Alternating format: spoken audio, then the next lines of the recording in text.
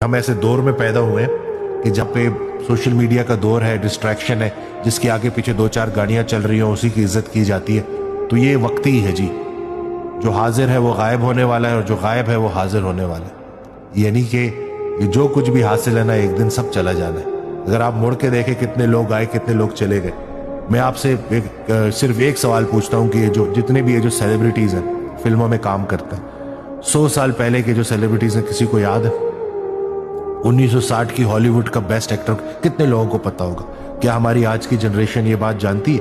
हाँ, लेकिन जिन लोगों ने अल्लाह की नाम की जिंदगी गुजारी, जिन्होंने अल्लाह के नाम पे खर्च किया, जिन्होंने अपनी जिंदगियों में अल्लाह को याद रखा, लोग आज भी उनको याद करते हैं एहतराम और अकीदत के साथ। तो कायम ज़ात से मोहब्बत करो, तुम भी कायम कर दिए जाओगे। ये जिंदगी का धोखा कहीं धोखे में ना डाल दे। और वो शैतान जो खुला फिर रहा है, इस महीने तो बंद है रमजान के महीने में, लेकिन वो आदतें पक्की करके चला गया होता है, तो फिर इंसान उन्हीं गलत आदतों के तहत उस पूरे रमजान के महीने में भी वो गलत कारियां करता रहता है।